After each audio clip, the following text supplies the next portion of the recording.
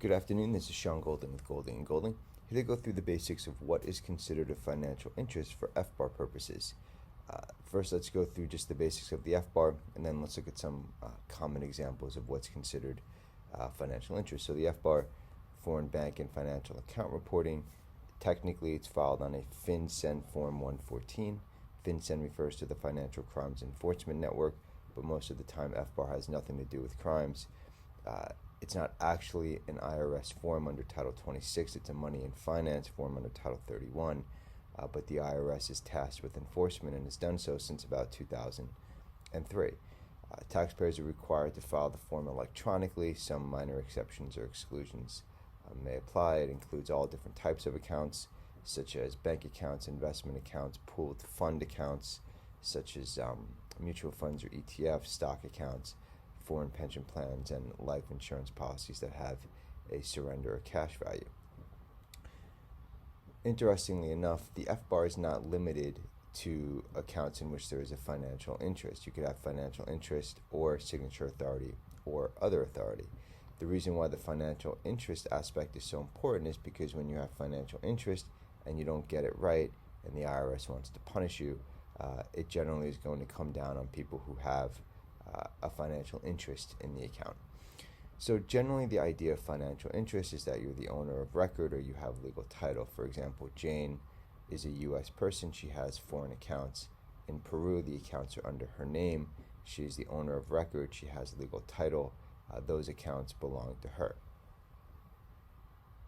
Now, in order for the account to be considered a financial interest, it doesn't technically have to be for the benefit of that person. So using the prior example, if she has those accounts, but she's holding them, let's say, for a parent, right? For whatever reason, she wants it under her own name, but technically the money's not really for her, but she does have legal title, or she's owner of record, while she's still considered to have a financial interest. Just because you're acting on behalf of another person doesn't mean you don't have it. In fact, someone else can be acting as an agent.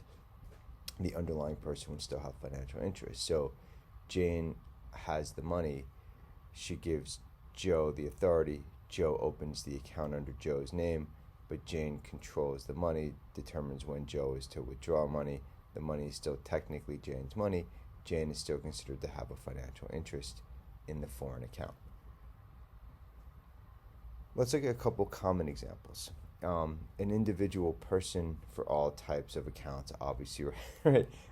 David has a foreign bank account, David has a foreign stock account, David has a foreign pension plan. Well, those are all examples of an account that would be considered a financial interest for David. A domestic corporation owned more than 50% by a U.S. person, so Corporation X in the United States is owned 70% by U.S. persons. They have 7 foreign accounts in 7 different countries because they need to maintain local currency in each foreign country that they operate in. Well, that domestic corporation is going to have to go ahead and report those foreign accounts as well. Trusts. Trusts can also be considered an entity that can have a financial interest in a foreign account. A distinction can be made between present and future interest. A person is a grantor of the foreign trust, U.S. person, let's say U.S. citizen, lawful permanent resident.